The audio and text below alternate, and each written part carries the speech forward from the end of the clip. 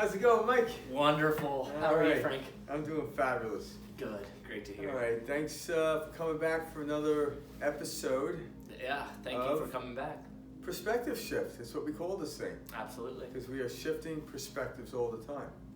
The only way to do it. So, what would you like to discuss tonight? Well, I'm sure we'll dive into a few different topics. Yeah. Let's see where it takes us. Where do you think's the best spot to be in tonight? Well, like we talked about earlier, let's talk about the understanding of necessity. Okay. In what aspect? Every aspect. Okay. So let's just dive into that. The question is it necessary? And then, what necessary? So, like what we've been talking about are all these laws that govern the universe. And we named it 4 or 5 of them, however you want to look at it. And then we also talked about different modalities to get us there, or understanding. So meditation is a really good way, I find, to get me into space to where I can understand things and see how I can get the world or the universe, however you want to label it, to work for me. But then I ask myself the question, is it necessary? And the empirical truth, it's not necessary to meditate. And when you actually understand that, you'll end up meditating because it occurs to you. And right now, in this day and age, meditation is being studied to death, if you will. And there's nothing wrong with that. I actually like reading studies because it just validates. But I don't meditate in order to heal my body. I don't meditate to do better in business or better in life or become a nicer person. I meditate solely for the experience of meditation. So therefore, it's not necessary to meditate. And when you say experience, you mean the feeling. The experience, yeah, exactly, whatever it is. Now, what happens is, if somebody happened to be studying me and I was unaware, or even if I was, I'm doing it, they may see a correlation between what the outward success, my heart rate dropping, my blood pressure becoming equal, my cells in my body, my brain firing up, which then helps produce a better immune system, which helps ward off disease and all these things, which creates me to function more and have more experiences that even those experiences aren't empirically necessary. So when I use the word, it isn't necessary, it isn't to talk you out of it, it's to take the pressure of having to do it. But if you're meditating to get healthier, you're not going to get as healthy as quick because you're actually admitting you're sick. And I'm not in denial of a disease or a situation, but how to get there in the first place. But once you take a stance on it's necessary to do this, you actually take something that can be joyful and you make it a chore. But once I deem any of this not to be necessary, I'm drawn to do it. And that's the power, and we've talked about this before, but it's the power of paradox. It isn't necessary, but what's going to happen is you're going to be compelled or moved towards doing it. And when you do it, yes, these other things will happen, but that's not why I did it. And what's fun is, why I do it in that experience, these other things happen, all of a sudden that's the uncertainty principle that I love. Moving into this unknown willingly and discover it. Because if I could get a crystal ball and map out my life, it'd be like watching a movie in my life then go living it. It's like I've been here. It's boring. I want to walk out to the street and experience something that I didn't even see coming. So when I meditate, it puts me into a blank slate, blank place in my head, where I have no objective, I have no nothing in this moment. So when I come out of it and I do stuff, all of a sudden I see how things operate and work in my favorable way, in my preferential way. It doesn't mean you get rid of your preferences, but it's not necessary to do this to get what you want, because we don't know that. If it was, there would only be one way to get anywhere. So just by when I mean it's not necessary, take the pressure of having to do it. And once you take the pressure of having to do it, oh, it's so fun to do. It really is. With that being said, then, nothing is necessary in life. No thing is necessary. And it's Think about the word. powerful when you think about it like Well, think that. about that word. A thing isn't necessary. What created the thing? Yeah, the energy field. So there are things that haven't existed yet, but yet the world still lives. So it's not a necessity. You know, I could go deep into this and say breathing isn't even necessary. But by doing it, you continue the experience. Because if I stop breathing, there is a part of me that continues on. It won't be the corporeal Frank that's sitting in front of you. But if once it said, when it says something, don't stop breathing, you know, all of a sudden you gasp for air. If you made it so necessary, it's like, oh my God. It's like, oh, was I breathing yesterday? Oh yeah, you know? It's like, no. No one ever tell you, you know, the only time we tell people to breathe is to distract you from a moment in which you're trying to get out of, which you thought was necessary to begin with. So just breathe. And it brings your attention to it. That natural state of flow. It's the quiet place where no thing exists to where you can create anything. It sounds weird, but a thing can't create another thing. But the energy field within us is what creates the thing that we experience. We put our attention on something, it creates an electron, which is the foundation of all physical matter. But in the quiet place, everything is a wave of possibility of everything. So in order to choose something, I must go to the smorgasbord where everything exists. You're like, oh, I like them meatballs. And I grab the meatballs. But the thing is just an object of attention. But the place to go in where the field is gives you infinite possibilities, which makes creating the thing fun. And how do you create that thing? You're solely just putting your attention on Yeah. that thing. You're creating it the physical matter by giving attention. So we are consciousness. So And we can do that in a negative or positive light. Oh, it depending on doesn't how matter. we wanna. yeah, the physics doesn't care whether you do a car, moving a car 100 miles an hour heading west, or if you're moving a car eastward doing 100 miles an hour, the RPM is the same. Now, the difference is to the conscious person, if you're trying to get to a place that's westward from where you are, heading east would be dreadful. It would be moving in a way, so it would be disruptive. But the car itself doesn't care. So notice the energy field that you put in front of it, and what is negative? Negative in the way we're going to look at it today is you're moving away from what it is you want to experience. So if you want the meatballs, why are you going for the broccoli? You're choosing it. Some may think, well, it's not a choice. Yes, it is. It's a smorgasbord. Now, what happens is, if you are unconscious, you might only see the broccoli and realize that's all there is. But when you're fully conscious and fully aware, you see everything at once, but then have to narrow it to where you want it to go to. You even will see the broccoli, but choose not to grab the broccoli. That's a good analogy, because you're right. When you take that step back and breathe, and take that pressure of the necessity off of it, more options open up that you didn't even realize. They do. It's when we get that choked up feeling is when we make a mistake or we make a wrong move. You feel like you have a choice. So you're sitting at the table, you eat broccoli, look over, someone's got meatballs. Like, wait, how'd you get those? Yeah, it was right next to the broccoli. But because you were so fixated on something you don't want, you didn't have the attention to see what was possible. Mm-hmm. And we'll never get to the place where I can explain it fully, because I don't understand it fully. But when I once heard someone say, well, it's not really necessary, I was like, huh.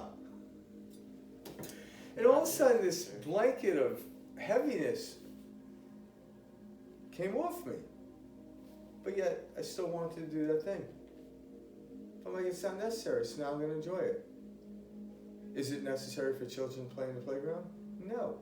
But when they study kids that play in the playground gleefully, they notice they do better on their scores in school. So now can you imagine telling the kids, you must play in the playground 7 days a week, at least 45 minutes a day. And the kid's like, huh? You know what? So the kids are out in the playground, hey Jimmy, we got 3 more minutes. You know, I'm done. No, come on, 2 more swings, baby. You know? Also, we made a regiment, and you're gonna go to the park in the playground, and there's gonna be no kids there. You know, or you're gonna see kids in lab coats and Documenting. you're documenting.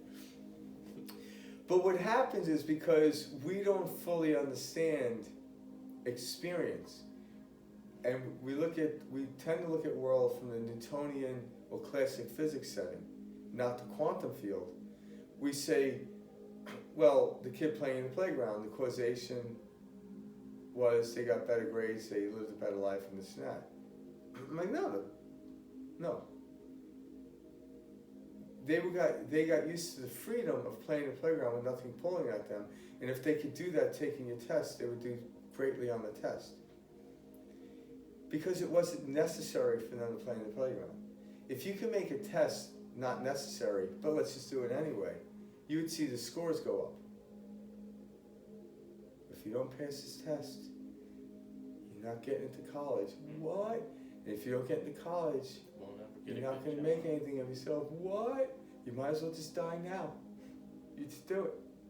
Because that's the necessity in which the world wants to sell you. So a necessity plays off of the program that we live in. It does. And who's benefiting off the necessity? And then competition is the field. Like I mentioned earlier today, it's like when I was a kid, I would love going out. Once in a while, I'd find a park, and my parents take me there, and you're like, oh my God, it's a maze. I love mazes, right? Mm-hmm. Now, the beauty of the maze is the uncertainty. It's not to finish. It's to get lost in it, to re-find yourself. That's the essence of it. Because if you go to a maze and you've been there, 5 times, all of a sudden, now it's just another pathway you're walking through. Yeah, no longer. Unless there's I'm sure there's other ways you can do it. Let's discover this way.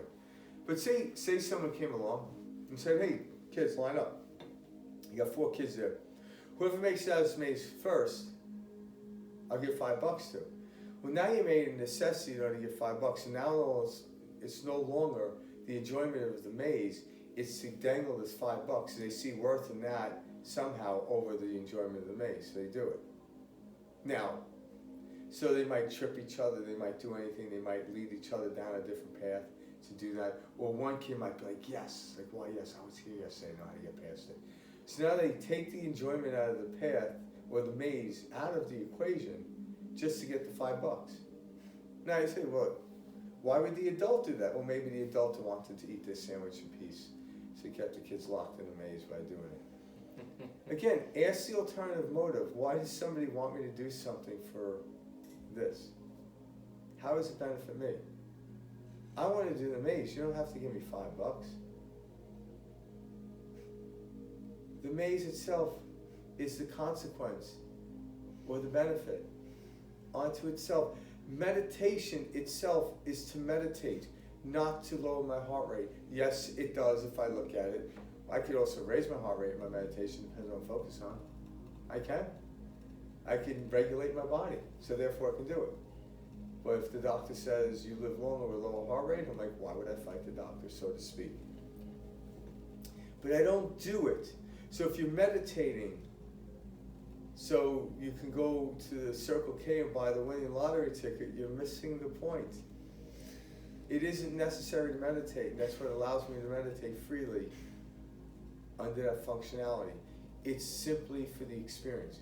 When I say it's not necessary to meditate, then someone says it's not necessary for what? It's not necessary to meditate to have a great life.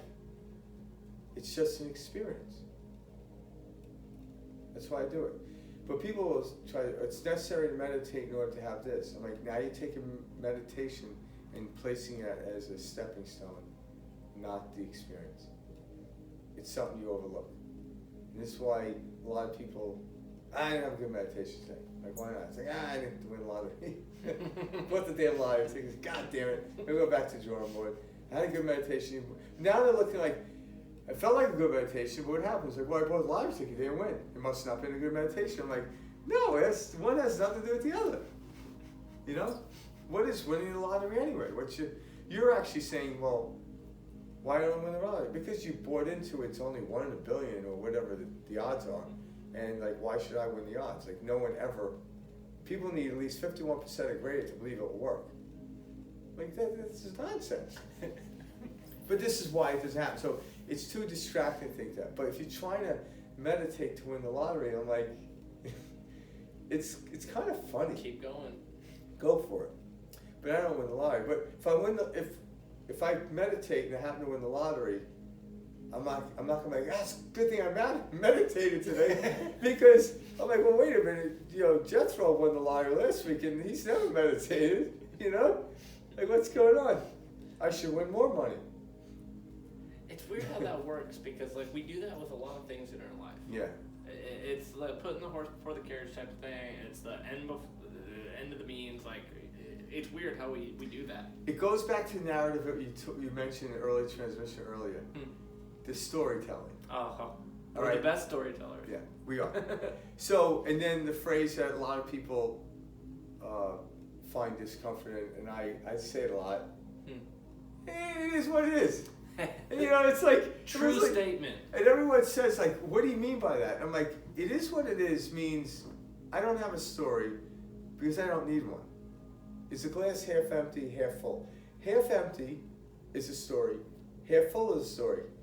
But it's in the middle it is what it is. I don't need a story to explain it.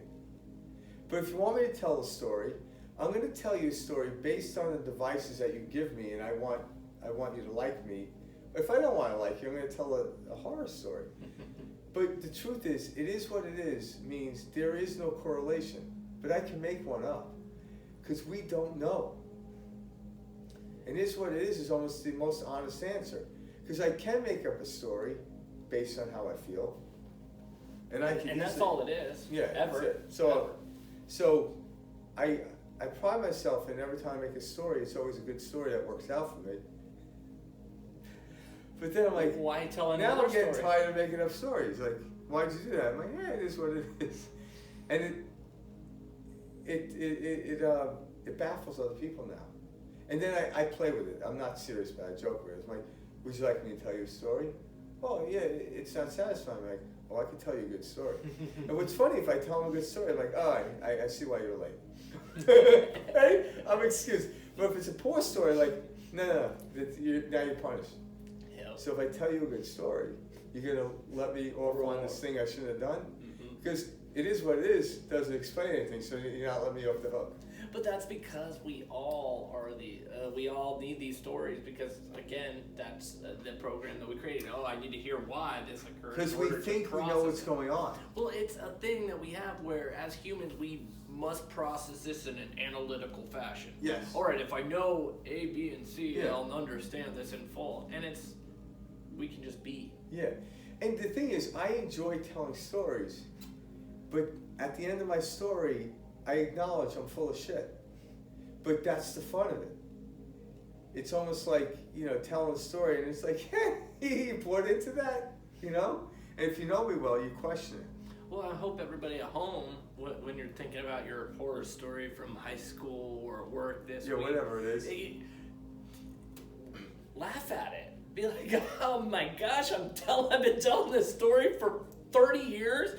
I've been telling myself this story, allowing my body to relive this. Yeah, and if you can change the story at whim, ask yourself, right now, ask yourself, change it. Yeah, ask yourself, is it necessary? No, it's not. But by all means, do it. It actually brings, because telling a story just offers up a heightened new experience. But is it necessary? If it was, I would be like, oh, imagine you woke up every day and it was necessary to tell a story. Oh gosh. Oh shit, I gotta tell another story. Okay, once upon a time. To be honest though, some people it is like that. We Yeah, live in every day. these crazy lies and this third dimensional, I gotta be at this job and this, and then I got to get to this, so you're always playing catch up. And it's funny, you know, me being in a position I'm in life, I have people working for me, right? Yeah.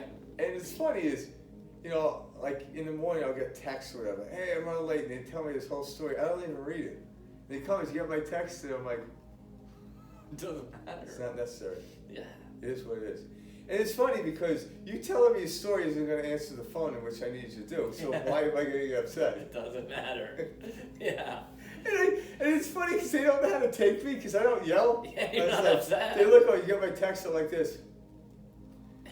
Yeah, it's like, And then- maybe they won't text me anymore. No, but it's the type of thing, and I Yeah. see this happen.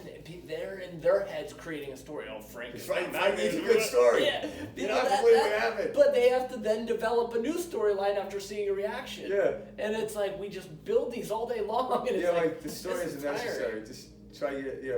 Because while you're texting me the story, you could be driving here. Yeah. You would have been late.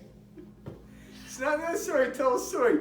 Just get here as soon as you can. It's crazy how when you grasp these concepts and start to just apply them in your life, you grow in so many facets, like business-wise, anything. money-wise, and Whatever you focus on. You know what I mean, though? Like, because like when you understand these concepts, I saw myself just drop these bad habits of stupid things, like over-explaining myself, Yeah. talking. No, I'm gonna state a fact, like. I don't give time to certain things that I felt I needed to before. Yeah. And it's so Think odd. about the energy it takes to explain to them. Say, hey, where were you? And then now it's like, why were you late? You know, it is what it is. It's like, but it's real. It I says see it all. myself shedding these different habits where I'm just like, man, that was a waste of time. Or Yeah, it like was. This. It's Now, like, if I have a couple that's just an minutes- excuse. yeah, if I have time, they're like, why were you late? I'm like, I got some time. Yeah. And I'll tell you the story. And then after the end, it's like, because if the story doesn't pan out well enough, I'm still getting yelled at. I'm like, yeah, it is what it is. Because that's all I got for you. I don't got a better story. Can I start over? That's the best. No, the story's already out of the bag, you know? I think that like when we all kind of don't look at what we are as humans and what are the gifts we have and like the strengths that we're given. So like, for example, I guess two like very rock solid gifts we have are humans are like are the ability to have memories and have memories. Yeah. And then, in my opinion, the most significant aspect of being human, a vivid memory, or excuse me, a vivid imagination. Yeah. So when we can take and understand, okay, I have memories, all right, Yeah. that they're in this bank. Experiences that you already. Yep, that you've Been already through, had yeah. and lived, and you got the experience, okay? And then you know that I have an imagination, and you start to separate these things and see them as separate things, as gifts. At that point, you no longer suffer the gifts. You realize that, okay, that is a memory, which is a story, which is what I have the ability to create and to Yeah. write. And then my imagination, which is the ability to see anything I like. The sky's the limit. And you separate them, then you can use them for what they are. I feel like we don't know what we have because we just think, oh, I'm a human and this is crazy, all these emotions. Yeah, stuff. and separate them. Yeah, and that's all they are. They're just other entities and stories. The way I look at what the ultimate gift is the present moment. Because in the present moment, nothing is necessary to do. You're already here. And that's all you'll You're ever already have. here. Now, I could give rise to attention and energy in order to have a different perspective, shift my perspective in this particular moment by utilizing a past experience and then projecting it into the future by using my imagination. But they're just focal points so if you're radiant, if you're round, I'm just turning the wheel, but I'm in the present state in which I'm in. So if I spin this chair, the chair didn't move latitude or longitude, it just changed in the east, west, south, north type of thing. But now all that's doing is providing me a different perspective. But it's the present awareness is the ultimate gift. And there is no causation. we're trying to find a causation, but at the end of the day, it's like, yeah, I don't know. It is what it is. It's the ultimate thing, but yet it's fun trying That's to the seek human it out. mess up. Yeah. That's the human analytical mind going, what is No, this? I What gotta is know this?" what it is. I gotta know why I'm successful. I'm like, It's- yeah, no, you don't. You don't need to know why you're successful. And guess what? Why are you successful? And people are like, what do you mean? I'm like, well, 'Cause you know. define successful. So once someone defines successful, I'm like, where did that come from? Did it come from the Webster? Did it come from your life coach? Who told you what success is? Right? Because if you talk to someone in a different country that has a completely different type of traditions, how would they define success? Yeah, I'm sure in China they define success different than in, Well, probably Yeah, they're doing America. the same now, but I was kidding. you know. But- Yeah, I know, right? Yeah, because as the world gets smaller, all of a sudden, if someone grabs on, this is what success is. You know, and then next time someone asks me, so Frank, how do you define success? I'm like, hey, it is what it is. And I'm going to drive people nuts. But I only do that to play, it's a point. Because You do you make want the me to tell story. you a story about success? I'll tell you a story about success. And if you buy the book, I can say it was successful. You know? One day I might write a book. And you open it up and it's like, yeah, it is what it is. Hey, that's What's more? It's it. That's all I got for you. profound. It's there it is. And then, you know, let's see how many copies I sell. You know? For those who don't like to read, you want to buy this Yeah, book. I was gonna say that'd be your book. It is what it is. You're done. Now you tell your parents you read. Yeah. I read a book. Best. It was fun. It was an intelligent book. But that it is, and that's so important. Is start to remind yourself, like you're assigning the story to everything that happened in your life. Why you were late this morning to why you're eating that meal Yeah. at lunch. Yeah. You're making the story. Yeah. Recognize what that is. You know, catch it in your head and realize the voice in our head is not you. That voice in my head is not me. No, that's my brain working. That's all of these parts of my body functioning appropriately. When I can separate myself from these little physical parts of my body and realize, hey, I can direct this energy. I can manage these emotions. You're then in control. And then the game starts becoming fun. Yeah, it's almost like if anyone ever utilized or worked a drone. Cool. Right. Cool. So the analogy. drone's flying around, but the drone can't see itself, so you see through the camera, but so the higher self would be the person on the ground utilizing the controls. But without the drone, the person on the ground couldn't see the experience in which it wanted to experience. So the higher self is sitting in some module with a control in their hand. So we are the physical human body, what we call it, is the actual drone having the experience. But the higher self will help guide the drone into positions to where it wants to go if it listens.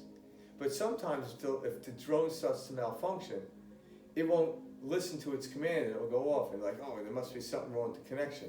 Yeah, because the drone, now again, if we built the drones, we're going to do a better job at the disconnection. But if there's a power shortage or something like that, you're doing this won't control the drone anymore. What's the power shortage in this scenario? Not listening to my higher self, because I know better. I'm telling a story. Well, people at home, they're saying, how do I listen to my higher self? That's what we mean when we say a modality like meditation. It's, you gotta connect with your body. Our bodies are so a big thing that really changed the game for me personally was when Frank gave me the analogy of, okay, picture your body as like a guitar. So I'm a guitar player, I'm a musician. My body was never in tune, ever. And it wasn't until I realized, okay, if I'm a good guitar player, but somebody hands me an out-of-tune guitar, I'm not going to be able to play Even it. if you weren't, you would soon realize, even people that don't play guitar understand when someone strikes a chord, it's like, wow, that was sour. We're striking sour chords every day. We're dehydrated. We don't have enough sleep. Our bodies are just all over the place, but we're expecting to strike a perfect E chord. It's like paying to go to a concert that a bunch of kindergartens are playing, and you're like, ting, ting, ting, ting.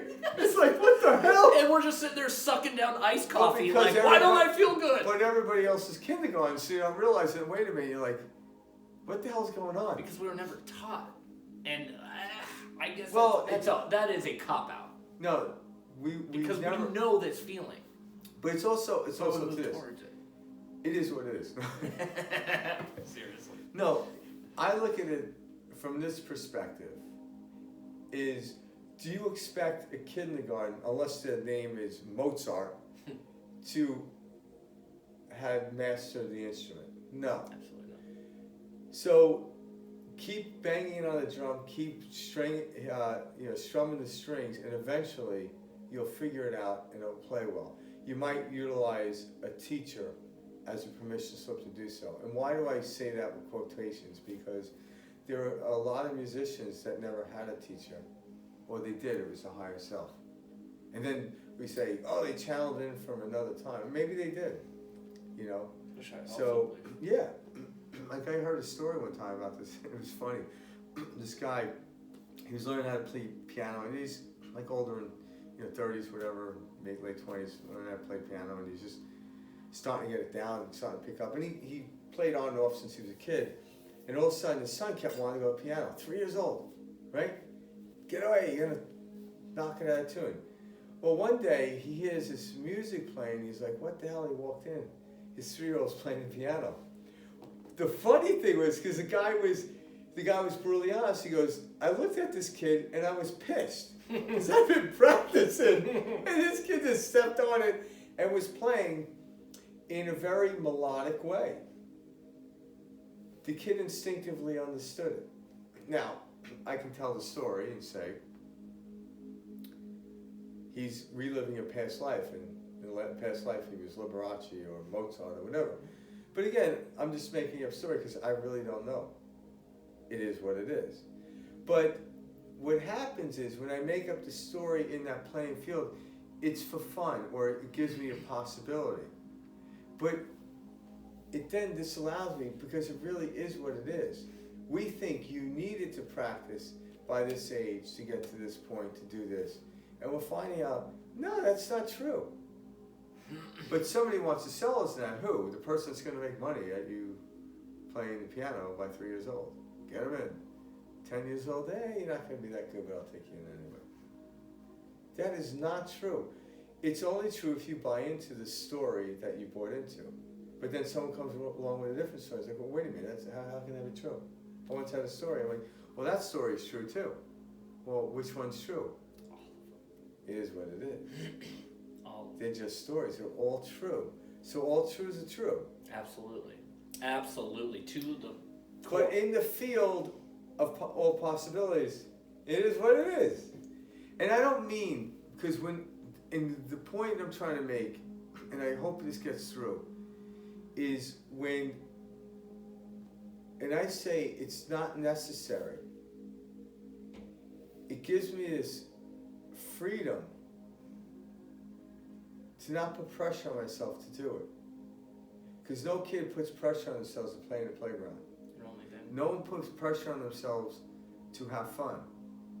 The artist that discovered art never put pressure on him. The musician that discovered music never put pressure on him until they had an agent. We got 5 shows this week. Get on the bus. All of a sudden, the artist is like, man, I didn't sign up for this. Do you want to be successful? This is what's necessary. And they buy into it. Along with opioids and other things to keep them in their place of what they think is creativity. Well, at that point, it's more trying to escape this dimension. So, like, yeah, the third dimension of it's just necessary. Which is what people are. That's why people use drugs. That's why people drink. They're just trying to regulate their nervous system. Yeah. They know this shit's out of whack. I don't feel good. I'm gonna use alcohol. I'm gonna use drugs. And we all know how that ends up. Yeah. It doesn't. But when you actually not make it necessary, actually in the place when you say, well, it's not necessary to meditate, all of a sudden you fall into a meditative state.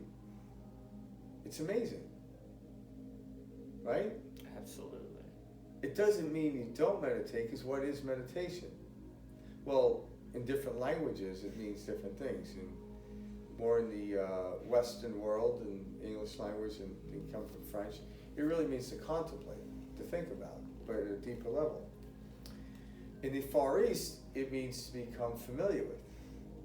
So, you know, when something to become necessary, I'm going to be more acquainted with it. But if it becomes necessary, I'm using it as a pawn, and I never get involved with my pawns because they're disposable. I'll never get familiar with anything that's disposable. But the sanctity that sits in here, the thing that will be with me through eternity, the thing that was in my 15-year-old body that's still in here, will never die, but my 15-year-old body's gone. That's how I know I'm eternal. It's the best I can explain it. My 15-year-old corporeal body is no longer here. I'm 53. It's gone. But there was something in that 15-year-old body that's in this body that's never, it's eternal. That's what I want to become acquainted with. That acquaintance doesn't make anything else necessary. But why not do it? Let's do it. Is it necessary for me to be a billionaire? No. But by all means, if you come upon being a billionaire, don't deny it. It's just another experience. Oh, I ought not to do that. It's not. Just because it's not necessary doesn't mean, it doesn't say, I didn't say don't do it. It's not necessary to be present to meditate. It's not. And what it does for me, and I've noticed this when I've talked to people, like, what do you think I need to do to get over this thing?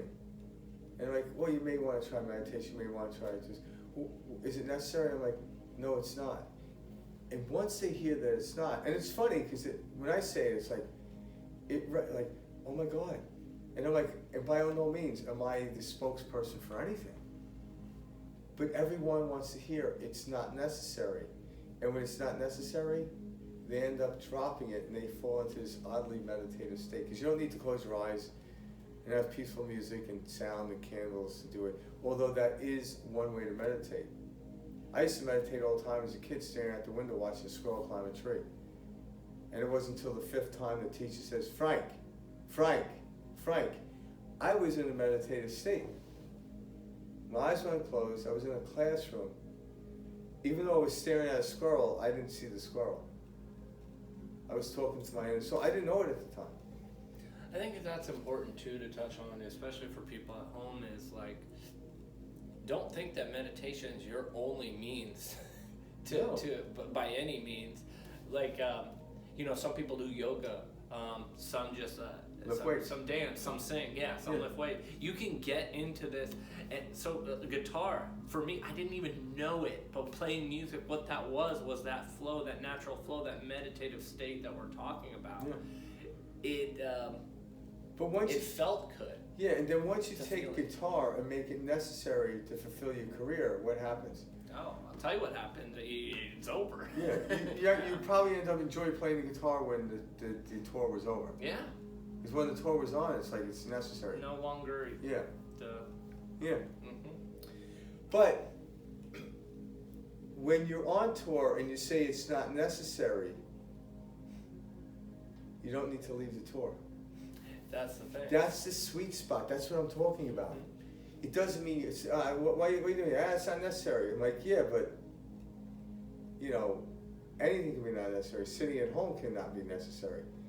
But once you say it's not necessary, and this is probably why the Rolling Stones are able to do it, is because they don't need the money. Because people think, well, they do it, like, why are they still touring? I must be broke. I'm like, no, that's not why they're doing it. They're not doing it, and the necessity is no longer a drag on them. They're doing it because they've never experienced it at this age and when they did it. When they played Jumpin' Jack Flash, they may have paid it at 50, but now what's it like to play it in the 70s? Oh, it's a whole different song. And that's the thing. No day is the same, and we're Never. gonna, when we read a book now or watch a movie now, we watch it a week later or 10 days later. It's gonna be a different experience. It is, yeah.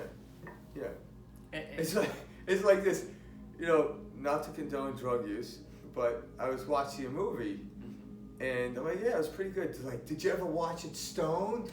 And I'm like, it's like the same movie is gonna look differently stoned. I'm like, no. And you know what I said to them? it's simply not necessary. No, it's kidding. It is what it is.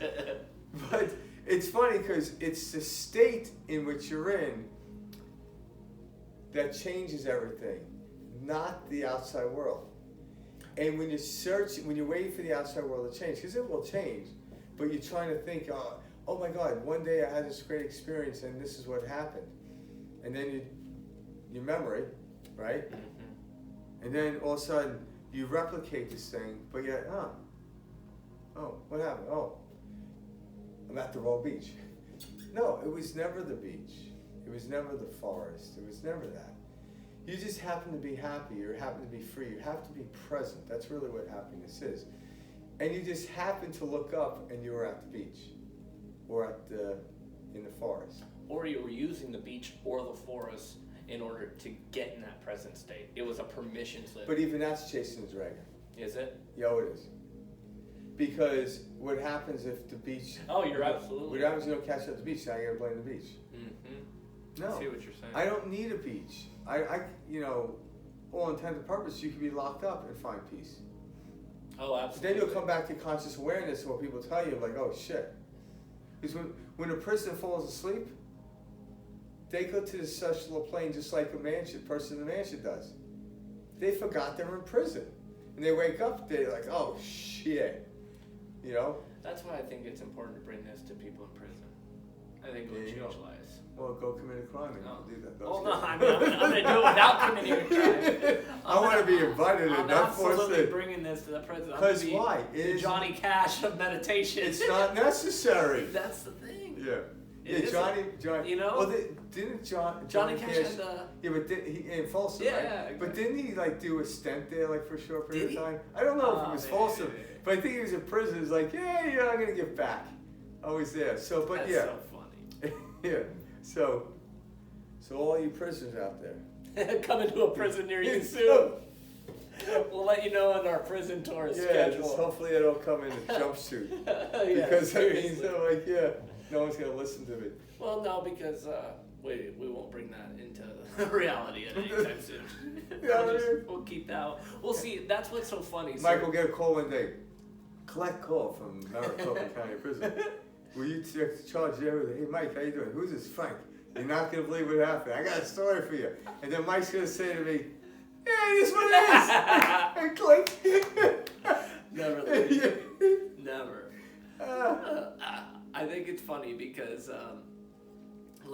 just like that, it's the type of thing where, so I guess what I'm trying to say is, the reason, so we're all sitting there saying, oh, I want to create this, I wish it worked faster and all this stuff. But flip it now, with the jail thing we were just talking about. Imagine, we all have these crazy thoughts, right? So picture that thought where you're you get in this crazy accident and all this stuff, and it's pretty good thing that this brain of ours in this manifest state doesn't work as quick, right? Yeah, as quick as we want, Yeah. Think about it from all sides. Imagine when you have that crazy thought about your mom or your dad, or whoever, your family member. Imagine that immediately coming. It's good thing we can train this powerful tool to slowly draw what we want to see into our lives. Yeah, because think about this. In the physical world, if everything instantly manifested, right? You would go out into the field and drop seeds. But that's what we want. But before the seed dropped, you'd be stuck in the ass by the tree. Exactly. You'd be jammed by the tree. You'd be killed. If you thought about a Ferrari, you would be run over by the Ferrari. The gestation period is the period in becoming familiar with the field in which you want to enter into. You must become familiar. And it's enjoying that is what the trick is. But is it necessary? Learning to enjoy that. No, it's not. But by all means, we came here to do it. I just find myself I felt that way. Oh, I want to bring this in. I thought I could do this faster. What? That's a ridiculous statement. Then I'll flip it around on myself, and I'm like, okay, remember this when you thought this yesterday? Imagine if that would have, clearly came into light. So our minds play tricks on us, guys. It is what it is. Yeah, it is. It plays tricks because we don't fully understand it. Well, it's so. Can you imagine you got into a car, and most people listening to this will understand the functionality of the car. And especially today, you just push a button and it starts. Now, can you imagine you're completely far into a car, you push it, like, what the hell was that? You hear a noise, right? Well, that's kind of like we're at that stage in our lives, when I say our lives, a stage in human consciousness, where we're just starting to wake up, like, wait, there's something under the hood. You're absolutely But we still right. don't know. But it's like, oh, what the hell's this thing? And then the car moves, holy shit, what's going on? Oh my God. We're learning how to drive. And then you step the wrong pedal and it goes faster and all of a sudden. But once you understand the functionality of it, you're like, oh. But it took the moment in time. It took the gestation period to figure that out. And this is where we are in human consciousness in the way I see it. And what's funny is you'll hear people that try to be overly sophisticated above others, and they'll find this information out. They've studied the DNA, and we're only using about 10% of our DNA. Which is true. And then the next thing is, we're morons. What's wrong with us? We should be better than this. I'm like, that's like going to a kindergarten. The kindergartner, it's like, hey, I want an essay on Tuesday on the structure of the colonial colonies in the it's like, what kind of bullshit is this? The kid's like, hey, do you want it in red crayon or green? Right? It's like, why would you do that? It's like, it's like, what? I'm like, no, so the person that intellectually thinks that we should be honest, like, no, don't you get it? We have 90% more to experience. I don't want to run through this, baby. I like being, if you want to call me a moron, I like this state. Don't, like, but you can make me feel like I'm an idiot, and then it's necessary to do that. I'm like, yeah, we're in the same room. Don't try to take intellectual thing on knowing, and you don't, because you don't know any more than I do. Because everyone that's ever known something, someone always later disproved it. And they didn't disprove it. What they did is they expanded, expelled upon it. That's all they did. Did Einstein disprove Newton? No. He expanded on Newton. And guess what? There are people expanding on Einstein. Exactly. And someone's going to come along and say, yeah, there's more to it, is what it is, than Frank expelled. Hopefully, there will be. One day people will be talking about it as, yeah, those two aren't necessary. And I'll look at that as a good thing. And that's the thing, though. But the truth is why I do it, and I don't know, I can speak for you. It's simply because I enjoy it. I am not trying to get anywhere with this, but yet the universe is constantly expanding us. So not getting anywhere is impossible, if you know what I'm saying. We always get somewhere, right? The Earth is moving at 1,000 miles an hour and slinging through the galaxy, being pulled by the gravitational field of the star, what we call the sun, spinning it around. There's nothing we need to do to get anywhere. It's already moving. And like, imagine you're back in a taxi and the taxi driver sees you doing this. And the guy's like, what are you doing? It's like, I'm trying to get there fast. It's like, it's not necessary. The car's moving. You're just going to give yourself whiplash. Sit back, let the car do the ride. It's not necessary. It's already moving. Now, how you experience the present moment in the backseat of the cab, that's where the fun is. But if you think it's necessary to do this to get somewhere while the car's moving, you look fun. Have fun. Yeah. It's not necessary. But by all means, I'm not going to stop you. So let's not get caught up into intellectual studies of I know, because I don't know. One of the greatest minds in the philosophy field finally came to a conclusion. I shouldn't say finally, because I'm not really sure in the history where he said that, but I know nothing, came from out of Socrates. And this is a man that studied to know. And I always tell the story, people are like, really? I'm like, I have no idea. But I'm like, he woke up one day, he's like, I know nothing. Oh my God, I'm a moron. And I don't know, he might have been a little like, I know nothing. That's when the police were questioning him. I simply know nothing. Well, so like in a weird way, the No, nothing. I look at that concept a little bit differently now, in the sense of before, I felt in order to grow, I needed to know how to do things. And now I know that whatever I need will come to me at that moment as I'm going. So I can move forward now without knowing the answer. Before, I had trouble moving myself forward because I felt I didn't know the answer. Yeah. And that's ridiculous. I was searching for the answer in other people, in other situations, in other things, and I didn't search for the answer within myself. Because in that field... But we all only can answer for ourselves, for any question. And why, anything. Yeah. And why we do this, because we're up against what we come to understand are two different mechanics and physics planes. So one would be classic physics, or also known as Newtonian physics, which is simply the cause and effect. But the cause and effect, and again, there's cause and effect in quantum as well. But the cause and effect in Newtonian physics is predictable.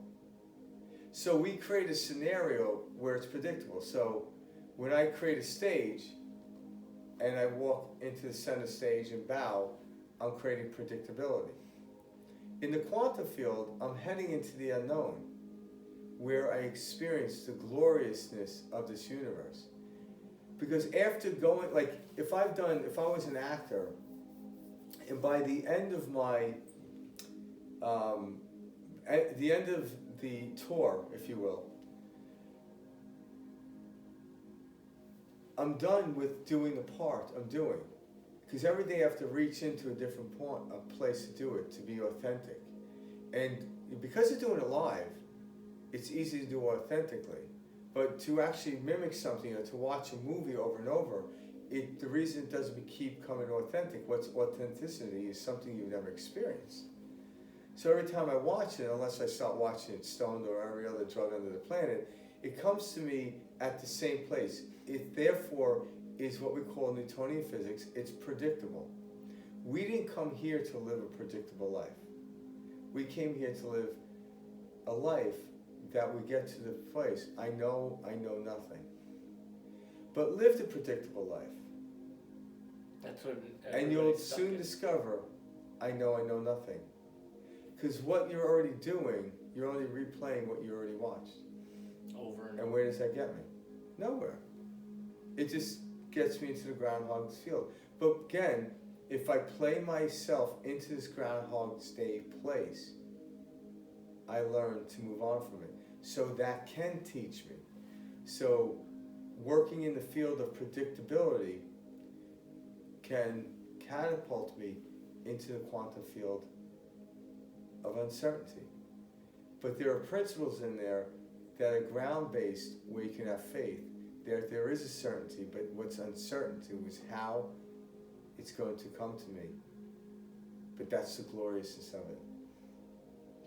Again, I've mentioned this before, but what makes it so glorious for a 6-year-old child, either on their birthday or Christmas or whatever holiday a gift is given, when they see the box that's wrapped in red paper, it's not knowing what's in it that generates excitement.